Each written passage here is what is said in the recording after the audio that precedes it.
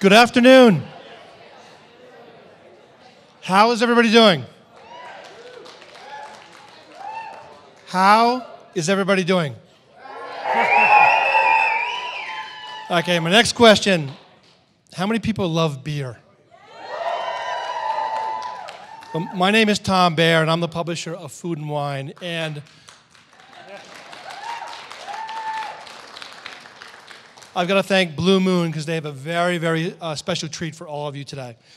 Beer's placed at the table, and I'm quite honored to announce or talk about our guest speaker, Dan Imdieke.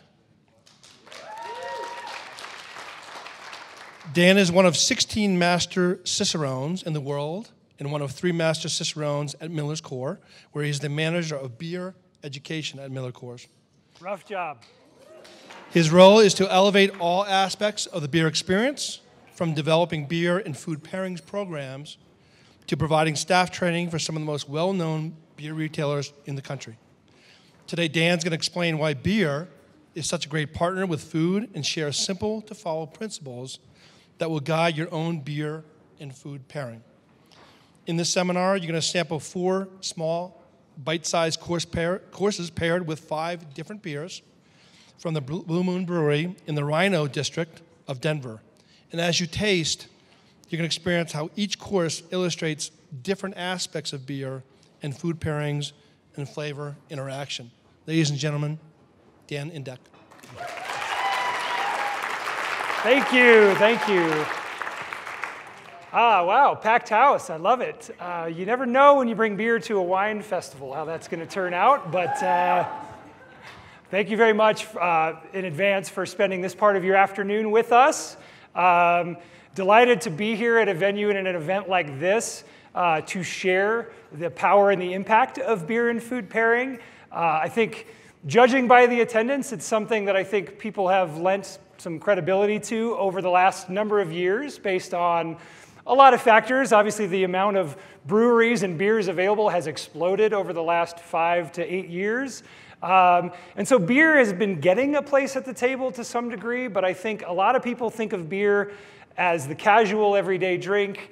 It's the drink of the people, and those aren't necessarily bad things because beer is a great accompaniment to everyday food and is something that drives connection for people, like all alcoholic beverages tend to do.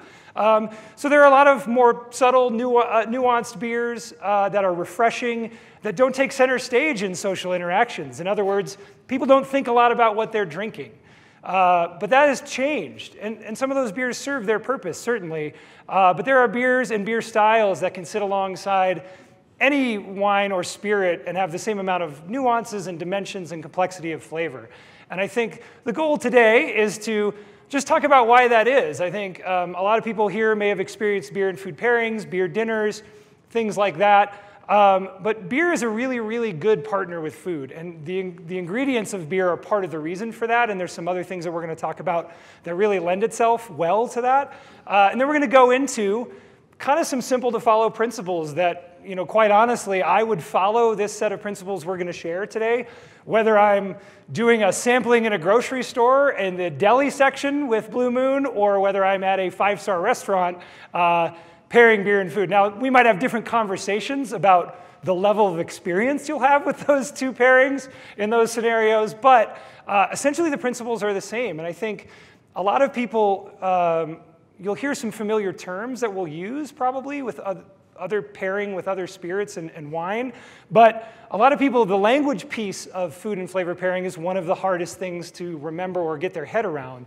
A lot of our sense of flavor perception comes from the caveman, cavewoman days, and there was no evolutionary benefit in those days to being able to tell your cave partner how that charred woolly mammoth, really described the flavor nuances in depth for that. So flavor description takes practice, right? So the idea here is to maybe curate some of that experience and know what to look for. So we're going to pair multiple food items with beers that are available at our Blue Moon Brewery in Denver, in the Rhino District, kind of the happening, trendy culinary and brewery world of Denver. And people will be surprised, I think, by the range of beers that are available there. So we certainly have typical wheat beer and fruit beer inspired things that people that know Blue Moon's national brands would kind of resonate with. But IPAs, beers aged in wine and spirits barrels. We have a sour beer program and spontaneous fermentation program there. So 24 beers. We have a classically trained chef who I've done some culinary events on cooking with beer with. So cool place to visit if you like what you taste today. So that's the goal. So what we're going to do, you have a big Blue Moon in front of you. That's no accident. You can, yeah, that's right. So yes, I'm excited to hear about all the Blue Moon fans, especially at a festival like this where there's so much elevated wine and great things that people love Blue Moon. I love hearing that. So you can sip that Blue Moon as I talk. That was calculated to make you a friendlier crowd. So you can sip that, but we are going to use that for the first pairing, so don't drink it all. So I'm just going to probably talk about these principles for about 10 to 15 minutes and the things to look for in beer and food pairing. But save a little bit of that to try our first pairing. The goal was to kind of keep you entertained throughout the duration, right? So as we go through here, I can't see if these are changing, so I'm just going to make sure they are. Cool. Awesome. So why beer and food pairing? Well, beer is food, right? And I think the reality there, if you think about what beer is made from, first staple ingredient that's the backbone of beer is malt, malted cereal grain. Every culinary tradition I can think of has some component of their key culinary items that come from some sort of cereal grain.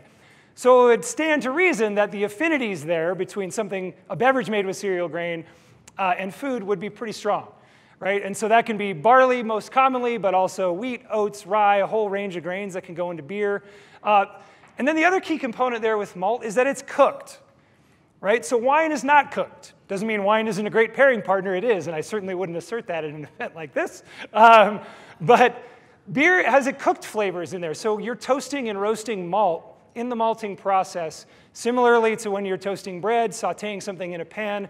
Those chemical compounds you're creating when you do that are the exact same things you create when you create caramelization reactions, Maillard-Browning reactions, that you get in cooking, right? So that's a really easy affinity to find with beer and food when you talk about malt flavors, right? So we refer to malt kind of as the bakery. There's a lot of baked good flavors there, from white bread all the way down to toasted bread to chocolate, coffee, same things you get when you roast coffee beans, right? So hops, the next one, provide bitterness in beer to balance the flavor out, but a lot of aroma and aromatic compounds. And that has a huge range, varies widely depending on where those hops are grown. But essentially, those essential oils found in hops are the same essential oils found in a lot of cooking spices. So a lot of these hops have the same chemical makeup, at least in part, as basil, cilantro, thyme, bay leaf, tarragon. So it would then stand to reason again that if you're pairing that with food flavors, there's some easy resonance to find there, right? And lastly, beer is fermented, like a lot of staple foods, bread, cheese, kimchi. A lot of things that we eat are fermented. So those fermentation flavors are the same. So when we talk about beer, you've got some easy complementary flavors to find, which we're going to talk about. But you also have a huge range of ingredient diversity, right? And those variations tend to be obvious, very obvious. And so I think because of that, there's an approachability to beer and food pairing that not everybody, when they first start out with wine and food pairing, is comfortable talking about, right? The difference between an IPA and a brown ale, you can't miss that. The difference between certain wine varietals might take a little nuance or some practice, right? So beer has this approachability that I think the pairings tend to make sense when you're starting out on a journey with pairing beer and food together. And then beer can be brewed with food, right? That's another advantage. It can be brewed with cherries and raspberries and spices and chocolate and coffee and all these different things. So brewers approach that process a lot like chefs do, right? There's a lot more variation and decisions that a brewer can make to actively influence the flavor of their beer, right? So wine is made in some of the most beautiful places in the world. Beer can be made under a bridge on the south side of Chicago. That's one of the great things about it, right? Can be made anywhere. And so how do you do that? Well, the person creating it is driving that process similar to the way chefs do, right? All right. So what are we talking about when we talk about principles of beer and food pairing? I'm just making sure. All right. So the first step is to find complements, right? So what I just talked about leads us to that point, right? What's going to create a through line in your pairing? What makes it make sense? if those chemical compounds in malt are similar to the compounds you get in grilling a steak, it would stand to reason that roasty flavors in beer would resonate or complement roasty flavors in food, right? Caramely flavors, bready flavors, whatever that might be. So the first step in any beer and food pairing is really to find that sense of harmony, right? That sense of complementary flavors, because that's what makes sense to people. But complements do not mean like with like necessarily, right? So when you think about voices, singing in harmony, they don't all sound exactly the same, right? They come together for a better whole, right? And that's the goal of complements, where people a lot of times will say, well, I've got this raspberry dessert. I'm going to pair it with a raspberry beer. That's a terrible idea, typically, right? It might be pleasurable in some way, but from a food pairing perspective, raspberry and raspberry, it's what we call matchy-matchy. That tends to turn, that's a technical term, by the way, yeah, technical term. I did use it on my Master Cicerone beer and food pairing exam to medium response. But so matchy-matchy flavors, that tends to mute those flavors, right? So if you pair two similar flavors, that might not be a good thing, but fruit and fruit is a good thing, right? Certain aromatics from spices with maybe some similar aromatics from hops are a good thing, and that's really kind of how you approach the complements. All right, so then we go to contrasts. So contrasts are where the fireworks happen. Complements are what make them make sense. Contrasts are what take a pairing into like the next stratosphere. So opposing flavors that either balance each other out or amplify one another by their opposite nature, right? So contrasts oftentimes are great as tongue tastes. And so if you think about that in an easy way, one of the easiest things to pair with beer is cheese. Cheese is always saltier than beer. And so that sweet-salt interaction from a tongue taste standpoint is real easy to like. We're hardwired to enjoy that. And very appropriate for Aspen Food and Wine. If you've ever sat at a bar and had a bowl of pretzels and drank a beer, and before you knew it, you ate 3 bowls of pretzels, it's because our brains are hardwired to crave contrasting flavors. So that sweet to salt is almost this mindless craving interaction. If you can create that in a pairing in an elevated sense, tends to be a good thing, right? So sweet and sour, salty, bitter, or salty, sweet, bitter and smoke, weird contrasting flavors that might make a pairing even better than the complementary flavors. So harder to do, takes some experimentation, but kind of contrasts are where the money is. And some of the things we're going to talk about today, pretty easy to see some of the contrasts from a tongue taste perspective. All right. And then we talk about cutting or palate cleansing, right? So beer really shines in this aspect. So wine certainly has elements that cleanse your palate and cut through richness, sour, acidity, tannins, things like that. Beer has carbonation, which some wines do, but not all do. But that carbonation element is a huge game changer when it comes to the impact of beer and food pairing. But I'll come back to that. So 3 elements of beer really are what we're looking for when we are trying to cleanse our palate. Number 1 is alcohol, right? So when you eat rich food, what happens to that food over time? Anybody? It sticks to your tongue. We'll lead the witness, right? So if you eat fatty or rich foods over time, it tends to just stick there. And that's palate acclimation, right? So there's been studies that have shown that 80% of what you taste on the second or third bite is still the first bite stuck to your tongue, right? So if you're complementing a meal with a beverage like beer and you can avoid that palate acclimation, every bite's as impactful as the first. So what alcohol does is it dissolves those bonds, those fat and oils that water can't get rid of. They're hydrophobic, means water repelling. Alcohol dissolves that. And then carbonation scrubs it away, just like the scrubbing bubbles in your bathtub, right? So that's going to scrub that away and give you a fresh palate every time. And then the bitterness in beer is a really nice counterpoint to most cuisine that we eat every day.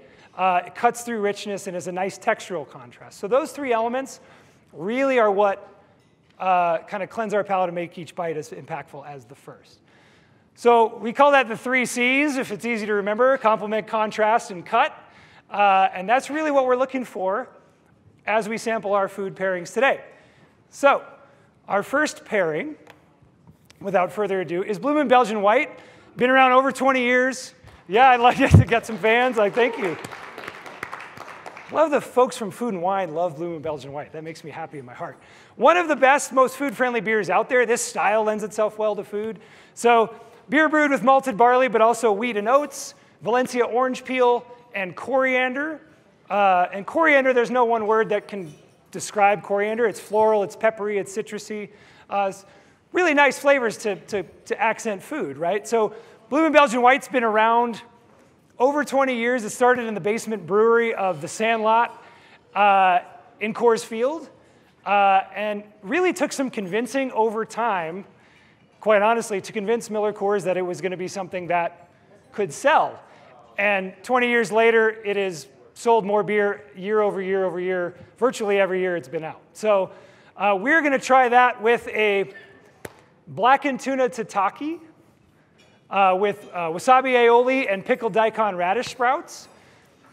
So what I would do with this, because it's a small bite, if you want to cut it in half and have two experiences, cool.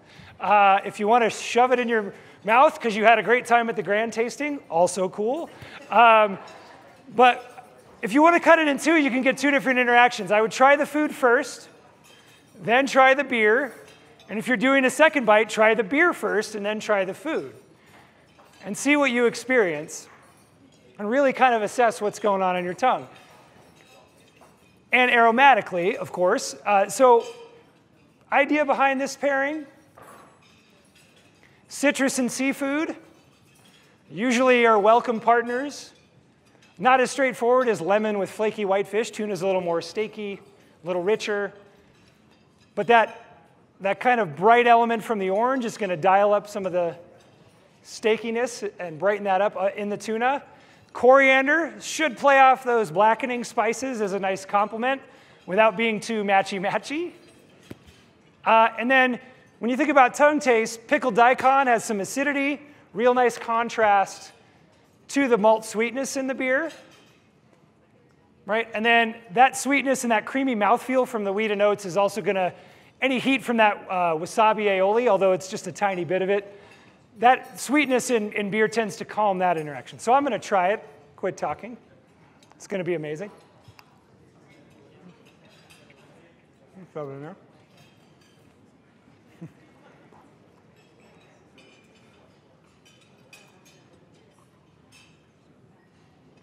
Oh. All right. Do we have this up? Yeah. All right. So the other thing we want to do there, well, what do we think of that? How was that? Good? Okay, yeah. I think more wasabi would be welcome because we think we got some sweetness to calm that down. And that leads us to another discussion, matching flavor intensity. So that's kind of that cornerstone principle of the flavor of the beer roughly matches the flavor intensity of the food. Not a scientific process. But if you think about what gives a beer intensity, all those ingredients I talked about, and as well as alcohol percentage, carbonation. Intensity in food varies greatly by the protein source. So shrimp is inherently less intense than duck, right? So, and then how you prepare it is the other key piece of that. Are you boiling it, which is not going to add much flavor intensity? Are you grilling it, which will add some? And then what is your spice or sauce or other accompaniments? So essentially that means more delicate beers with delicate food, which is where beer shines sometimes because it's lower in ABV mostly. And then more intense beers with more intense food. Not always a science, but at the end of the day, tuna is a very subtle dish. You don't want to overwhelm that. If we were to pair that with an IPA, all you would taste is the IPA. Now, you might like that because you like IPAs, but from a food pairing perspective, not ideal, right? All right. So let's talk about the next one. God bless you. So the next beer is a raspberry Berliner Weisse. So this is brewed at Blue Moon Rhino.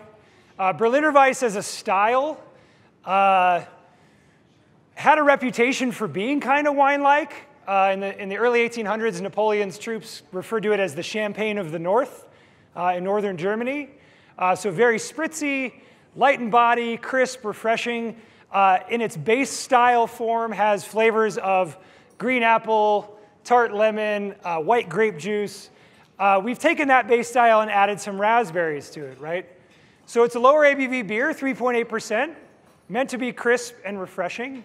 And so we have paired that with some burrata, with roasted fruit, pumpernickel dust, and fine herbs. So really, what are we expecting here? Why do we do that? Well, first off, fruit and cream are fantastic pairing partners. So as you get that going and you try that, it's going to maybe have a bit of a fruit smoothie type of interaction. You're also going to get a nice textural contrast there, right? You've got creamy, rich burrata with really tart, crisp, light-bodied beer. That's going to give you a nice palate cleanse. Raspberry with herbs is a fantastic contrast. It's a contrasting aroma, but it's a fantastic affinity. Those two tend to go well and play off each other really, really well. And then made with wheat, so you got a little pumpernickel dust to maybe complement the breadiness of the beer. So let's all try that. See what we think. Oh, you're nice. Thank you.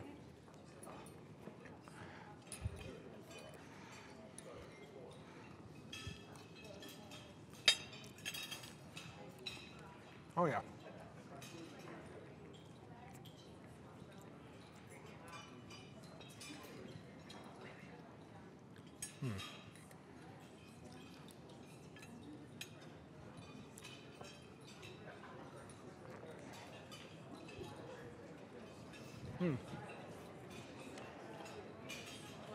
See, that's what beer and food pairing does. It inspires conversation. That's what we like, right?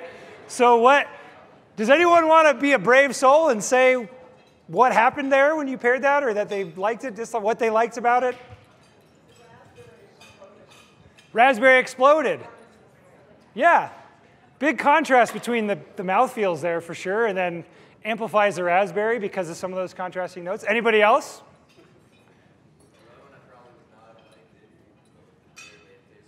I love that you said that. He said he would probably have not liked it by itself. The beer or the food you wouldn't have liked? The food. So I love, no offense, hey Regis. I liked it. But no, so that's one of the coolest things about beer and food pairing. And I love seeing people's eyes light up and they say, I don't normally eat asparagus, but when you paired it with that, oh my God, it was amazing. I don't normally eat shellfish. I don't normally eat whatever. Or I normally don't drink IPAs. I normally don't like sour beers, whatever the case might be. But when those flavors interacted, it was dynamite, right? So that's where that 1 + 1 = 3, the sum is greater than the parts, really comes into play. And that's what I love about beer and food pairing. Cool. Shall we move on? We can't, so I'll keep talking. We got food coming. All right. So the next beer, I'll talk about it just at length, and we'll give us some time to drop the rest of the food. But we have a tropical triple. So a triple is a pale golden strong ale inspired by Monastery Brewing in Belgium. Monks have a long history brewing beer. In fact, monks were supposed to be welcoming to travelers, but they were also supposed to be self-sustaining historically. Beer kind of served both those purposes. You could welcome travelers with it. You could drink it for nutritive value. All right, so a Belgian triple typically is anywhere from 8 to 10% alcohol. This is where the yeast or fermentation flavors really come into play, where we've got fruity, citrusy, notes of apple and pear, things like that, coming from yeast. We've got spicy notes coming from yeast as well here. So the same compounds found in clove, cinnamon, white pepper, also produced by brewing yeast, certain types of brewing yeast, in fermentation. And so some of those fruity flavors in this also come from a compound called esters in fermentation.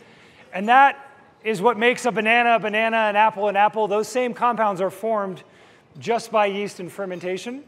So we've taken a beer that is very yeast expressive or yeast forward, and we've added pineapple, orange, and guava to it, so kind of a tropical twist on it. And really all these beers reflect Belgian experimentation. So We do have some American-inspired styles at Blue Moon Rhino, but I chose today, some Belgian styles tend to go really, really well with food, and they also exhibit kind of the roots of Blue Moon and where it came from. So Blue Moon, or Belgian brewers, they will throw anything into a beer, right? And so Keith Villa, who is the founder of Blue Moon, was educated in Belgium. He had a PhD in brewing, which there's not many of those. Sounds like an even more fun job than I have, but I have a pretty fun job. And so one of the things he was fond of saying was, if it doesn't have legs, I've probably brewed with it, which is a little bit scary. But he probably did try some of that at home, I would guess. So he brewed a beer with crunch berries, breakfast cereal. He was one of the first brewers to brew a beer with peanut butter. He tried 15 types of peanut butter before he settled on the one recipe he wanted. It was Jif, in case you're wondering what it was, because choosy moms choose Jif. So peanut butter beer, he was one of the first to do that. And so you see a thread here. A lot of Blue Moon-inspired beers have fruit, have spices. There's a bit of that culinary approach to brewing that comes from Blue Moon. And if and when you visit the brewery, you will see that inspiration. A lot of those beers they don't fall neatly into a certain style. They have some other elements there that are experimental, right? So while we're waiting for our food, we call an audible around. We hit the curveball around here. That's all good. We're gonna walk through tasting this beer because it's got some complexity, right? So while we have you all here as a captive audience, we might as well walk away as better beer tasters, right? So appearance is a huge influencer of beer. I won't go into it too much, but you drink with your eyes, you eat with your eyes. We know that. Aroma is where the money is, right? And so a lot of people at this festival have probably heard this and know this, but 80 to 90% of what we experience as flavor comes from our nose, right? We can only taste 5 basic tongue tastes, maybe 6 or 7, depending on who you talk to. We can detect thousands of aromas, right? So aroma is where the money is, and aroma is learned. Aroma forms a picture in your mind. It's really philosophical, right? Flavor only exists in your mind, right? And so that's very individual. If I say the word strawberry, you're all thinking of a strawberry somehow. It might be a cartoon clip art strawberry, might be a fresh strawberry you had out at the grand tasting, but a picture forms in your mind. And so people often ask us, is tasting a thing you're born with, or is it learned? And I'm here to tell you, Miller Coors has 3 Master Cicerones. I was the worst taster starting out on that journey. I will be perfectly honest with that. Becoming a better taster is a matter of 2 things: practice and being present, right? Or being mindful about what you're doing. So when you shove a piece of pepperoni pizza, again, very fitting for the festival, maybe at 2:30 a.m. there'll be more of that. When you shove a pepperoni pizza piece in your mouth, you don't sit there and go, now I'm getting a little salt. Ooh, now here comes some acidity from the tomato sauce. Oh, now the cheese is kicking in. No. In your brain instantly you go, pepperoni pizza is in my head right now.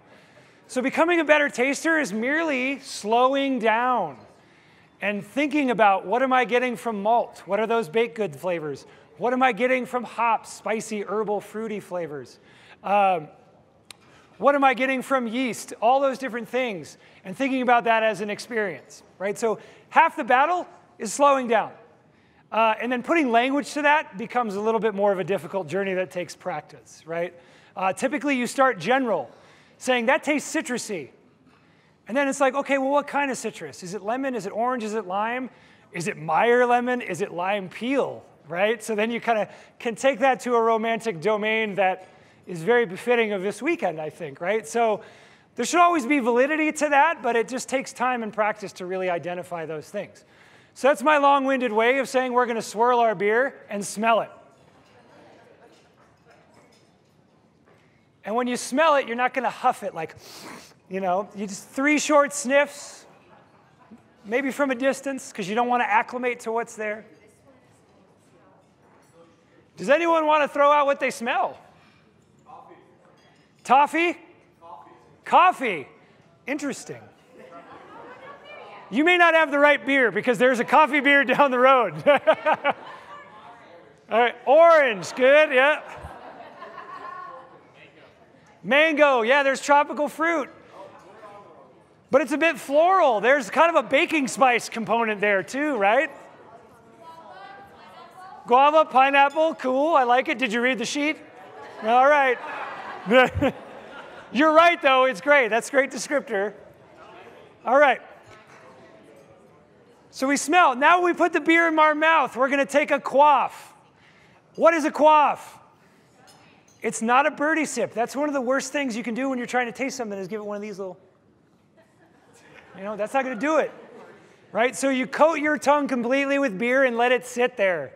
So what's happening when you do that? You're thinking about what's happening on your tongue, things you can't smell. Sour, salty, bitter, and umami. And sweet. Sorry, I forgot that one. Jeez. Sweet, sour, salty, bitter, and umami are what we detect on our tongue. What are we getting there? And then as it's sitting there, it warms up. And those aromatic molecules start to come out of liquid solution. Very sciencey. And then you breathe out, right? Don't breathe out hard. It'll go up your nose. But you just gently let it sit on your tongue and breathe out. And that's how that step right there will give you more out of every beer or any beverage you drink for the rest of your life, right? So that's our sense of retronasal detection. Oh, here it comes. It's a good thing we got a lot of beer in case it starts. Sounds like rain. All right. So let's put the beer in our mouth and breathe out gently. All right.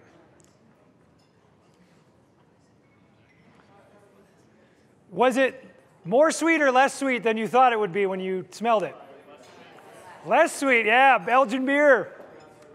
Good illustration of the power of aroma versus tongue taste, right? Something doesn't smell sweet.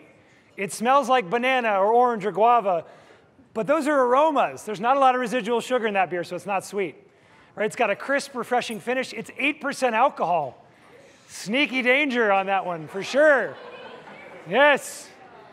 So definitely a beer that has some nuance and complexity, but still has a refreshing quality to it. All right. It also should make your insides a little warm. That alcohol warming that you get from drinking spirits or wine, it's much more apparent there, but you get a little bit of those warming up my organs type of thing. Now we have our food, so let's do it. All right, yeah. So we've got our seared sea scallop, caper and raisin salsa, caramelized cauliflower caviar. So the idea here was, again, a little bit of sweetness from the scallop itself, some different flavors coming from the char that are going to contrast what's in the beer,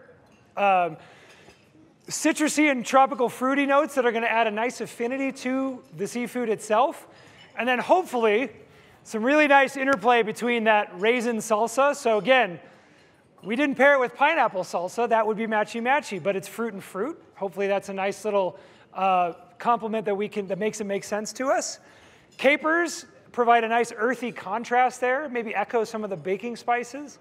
And then my hope with this one, there was a bit of a risk. 8% is a pretty intense beer. Scallops are not a super intense dish. So I'm hoping it doesn't overwhelm. Let's find out together.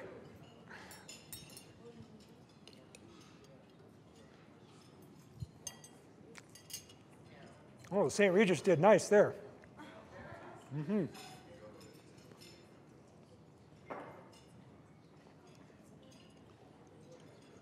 All right.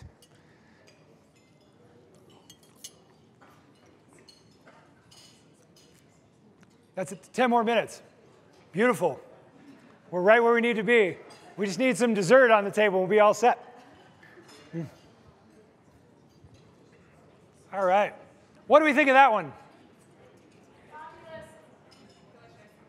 More challenging? No, maybe, kind of. All right. Could you see Blue Moon, Belgian White going with that, though, too? Yeah. Probably. Yeah. Some similar resonance there, but it's different interactions, right? I really like the earthiness of the beer, some of that white pepper, clovey, baking spice with some of the earthiness in the sauce on this. So very, very nice. Cool. All right. It's our last course. we've got 10 minutes left to spend together. We've come so far. And so we've got a strawberry pistachio tart coming. We've got 2 of them. Yeah. Give you what you pay for up in here. So why do we do 2 strawberry tarts? Well, beer with dessert is one of the kind of undersung things out there. I know people have had beer for dessert, and that is also very nice. But beer with dessert is fantastic for all those reasons I mentioned. Some of that easy ingredient complement flavor. It's easy to make sense of. And beer tends to lighten the dessert on the palate versus add richness. But it can do either one of those. And so we've got 2 different beers we're going to try with the same thing. So when we do beer and food pairing educations, a lot of times what we'll do is we'll have dishes out there with multiple beers. And we say, you tell me what works and why it works or why it doesn't.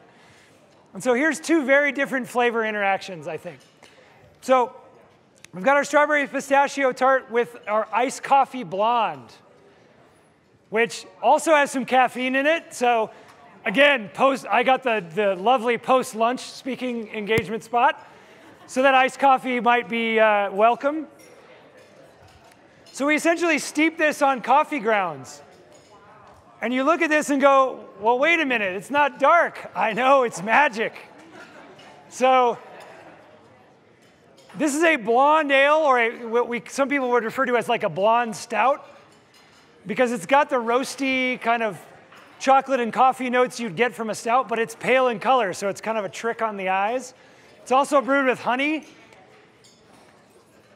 And the way that coffee comes across in this is really, really nice. It's more of like a milk chocolate mocha, espresso and cream kind of aroma to me. A lot of coffee beers can be very vegetal and have a lot of like bell pepper and overly roasty notes, and this doesn't come across that way. So we pair that with the strawberry pistachio tart. You notice we don't have a strawberry beer, because that would be matchy-matchy. So this would be dessert and coffee, but the beer is playing the role of the coffee, right? So that's another way to approach beer and food pairing. Let the beer play the role of something that normally goes with that dish. The difference here is I can tell you the dessert's probably going to be more intense than the beer here. But the goal is to have that coffee blonde really lighten the dessert on your palate and make it crisp and refreshing. How many times do you not order dessert because it's like, oh God, if I have that, it's going to just be too much for me at the end of a meal? An interaction like this can lighten that on your palate. The second beer we're going to try with it is our Belgian Quad, which is a dark, strong ale. Right? So a lot of fruity and spicy flavors similar to the triple. Stronger, 10%. See, we calculated here that you would be leaving satisfied with an 8% beer, 10% beer. Even if you didn't like hearing me talk, you'd be like, yeah, that was awesome. So, but this is going to have different notes of darker fruit, cherry, plum, fig, kind of drunken Manhattan cherry a little bit, caramelized bread pudding, things like that. It's going to be more intense than the dessert. But that's actually a good thing, because people, when they eat dessert, they're not necessarily looking for an intensity match. They want an after-dinner drink, right? So you could still create some complements and resonating flavors, even if intensity is out of whack, 2 different ways. So I think these are an illustration of very different flavor interactions. One lightens the dessert on the palate, and one adds decadence to it, right? And so those dark fruit flavors are going to complement the strawberry, give you a hint of caramelization that really isn't in the dessert itself. That's going to come from the beer. And that's going to add this decadent complexity that's really nice. Whereas the iced coffee blonde, that bitter, roasty element of the coffee is going to be more of a cleanser or a cutting element.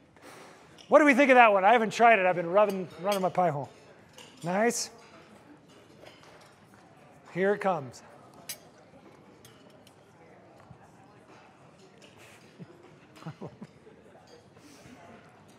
I have a face made for radio.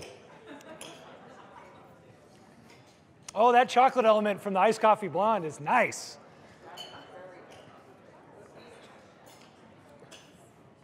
Oh, and then do you see the intensity differences there?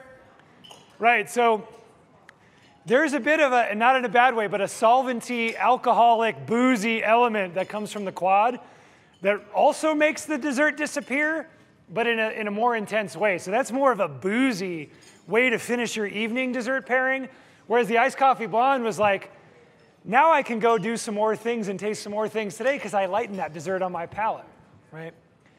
So cool. Hopefully, a couple different ways to look at beer and food pairing, a couple different ways to try it at home and increase your batting average. It's hard to go wrong with beer and food pairing as long as you keep intensity in line and have some complementary flavors, because beer is mostly less intense than food. So the idea that it's just going to run over any food you're having, the chances are low. So hopefully that also allows you to put some language to your experience as you move forward, and then sample some cool Belgian-style beers from Blue Moon Rhino. Please come visit us there. I think we only got like 2 minutes left, but any questions about anything? Speechless. Yo, yes. What makes that beer taste like hot? We steep it on coffee grounds, but not for too long, so it doesn't add any color pickup. So it's essentially dry hopped or post-fermentation steeped on coffee grounds, but before it picks up the dark roasted color or the brown color of it, we take it off. Yeah. Question? Could you explain kettle sour? How about kettle sour might be a longer discussion. I'd love to discuss that with you after. But I'm happy to do it. There's a lot of microorganisms in there. Yes? Where do you find this? I don't see it in my coffee. Blue Moon Rhino. So we've been working locally with the distributor to make that available around Denver somewhat, but other than Blue Moon Rhino, not really available. We do have some members of our brand team here today, so if you'd like to see that nationally, you're welcome to have that conversation with them. They're over there cursing my name. 1 minute warning, last question. Yes? No, that was I just answered. Only at Blue Moon Rhino. I'm sorry. That's right. Yep. One more question. 30 seconds.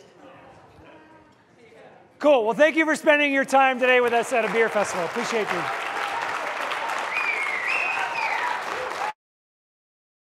Cheers. Cool.